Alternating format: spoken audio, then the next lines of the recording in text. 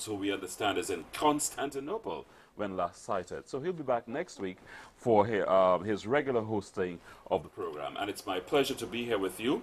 A little later on in our program, we will be asking you to call in to discuss issues with our guest tonight.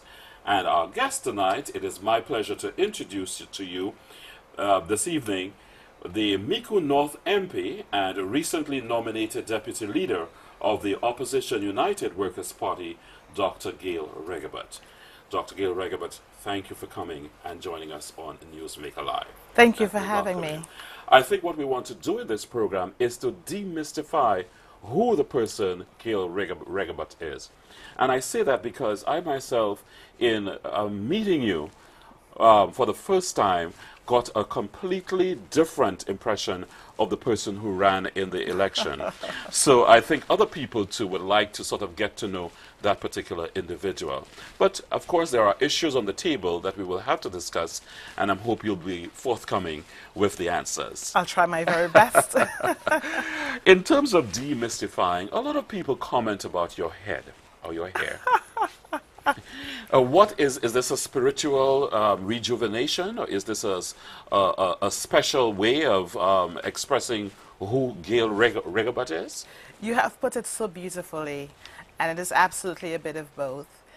And I have always had very curious hairdos. I've always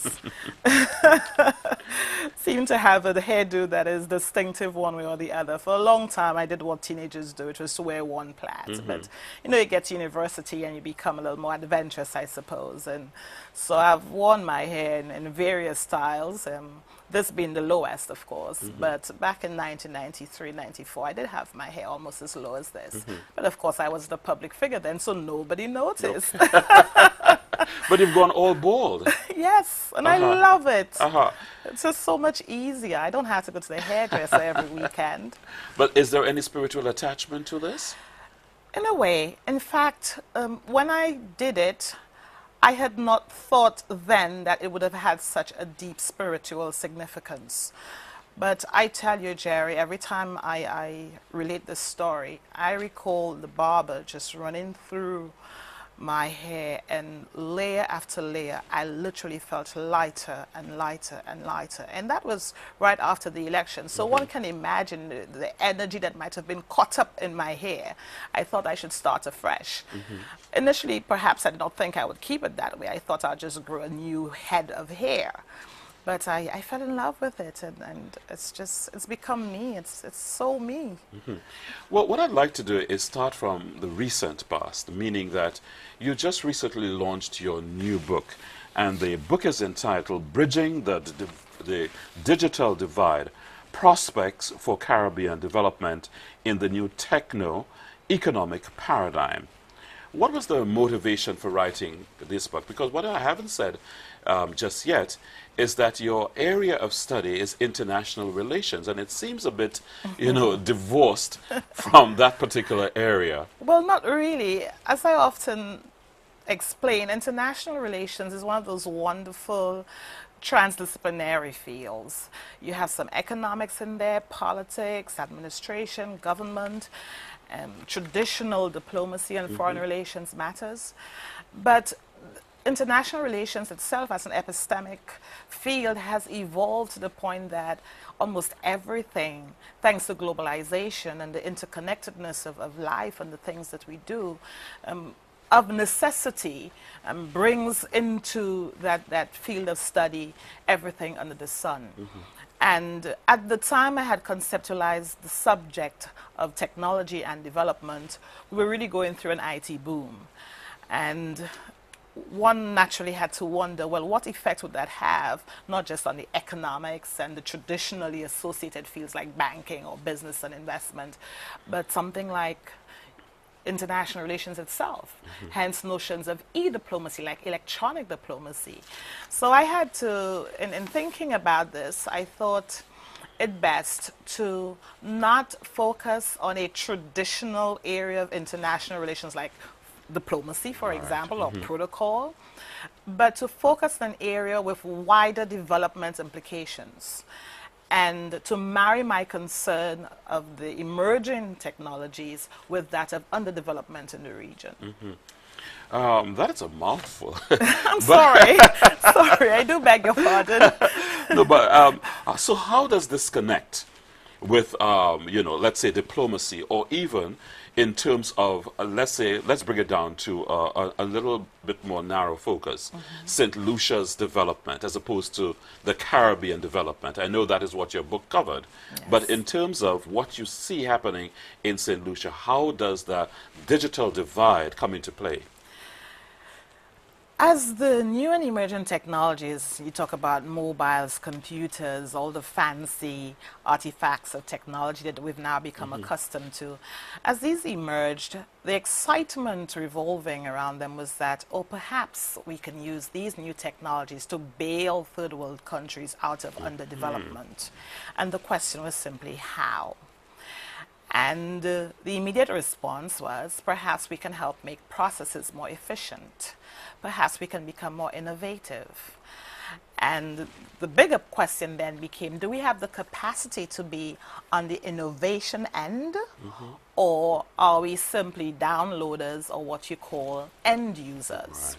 And to the extent that one can apply any given technology to an existing economic structure depends on what you do or what is the mainstay of your economy. In the case of St. Lucia, I was particularly excited that because of our heavy dependence on tourism and the nature of that sector, that it lent itself almost readily to adopting and adapting the new technology to enhancing or making more efficient that particular sector. So that's one of the chapters looks at that, the application of the technology to a particular sector. Because it's easy to talk about technology and development in abstraction, but it is the application that matters. How can this really enhance people's lives? So for example, we've heard more recently of the decision to decentralize government services. And an important component of that would be the use of technology. So you want to perhaps correct or reduce the level of commuting there is between points A and B to access government services, then what one can easily do is to set up technology, satellite offices, and to use the technology to facilitate interaction between the end user and government. So, if we look around, is that at all happening, possible, or do we still have to wait for a long time for it to sort of manifest itself? There is some initial activity that suggests that it can work and is working. So for example, some of the transactions that can be done with respect to licensing of vehicles in the south of the island. So clearly there's a shared database and the same processes that exist in the north exist in the south. So it's a very simplistic explanation, but just goes to show that it can help with the decentralization of services. Another great sector is banking. Banking has really proven the extent to which IT and information technology can help to facilitate more efficient business. Of course, we always have to focus on the psychological shift, because having the technology is one thing, right. But we know of issues of technophobia, we know of dated and archaic processes. Some of us still love our paper-made pen and notebook. So banking is one of those sectors that has really proven, hence e-banking. From the comfort of your couch, you can, pay your bills and make transfers and receive money from friends and family. That's the best part. So what I'm hearing you saying is that it is possible. It is possible. Right. And do we have the manpower and the resources to sort of transcend just not banking and the area you described in terms of drivers in the south as opposed to coming up to the north? One of the things that I'm happy to note is that when I started that research way back in 2002, 2003, and now in 2013, as incremental as it may be, we have made some progress. And we've got to admit that as a country, we have made an effort. There has been tremendous effort in embracing the technology as best as we can. Of course, there are natural setbacks. For example, the exorbitant prices of the artifacts themselves. Computers are not cheap. the technology itself is not cheap. But even to the extent, for example, that the telecommunication services that accompany some of the technology have become more affordable is something that we ought to applaud. The price structures with respect to telecommunication services like internet and mobile telephony in 2002 is not what it is today. Certainly it's more accessible because it's more affordable. Not as affordable as we'd all love it to be, which is i.e. almost free.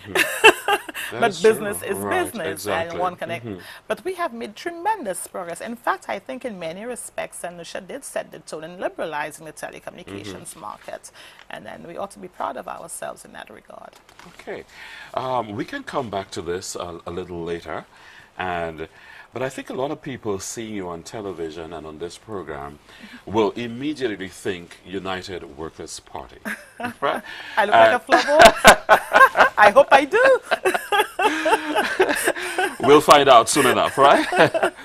But what I want to ask you is that I know you've been a teacher before, and school and education is also very close to you. In fact, when you leave here tonight, you will be heading down to Monreport to take part in a reading vigil, yes, which is part of Reading Month, the month of May. And let me just say hello to the staff and students at the Pasios Combined School, because I had the opportunity to read for them last Friday. Excellent.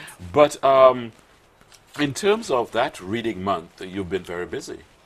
I have been, and I must say that it is an activity that I look forward to every year, because it really is an important signal in the efforts that we're making towards reducing our illiteracy rate. And to the extent that we have an entire month where children, families, citizens are encouraged to just stop for a moment and read.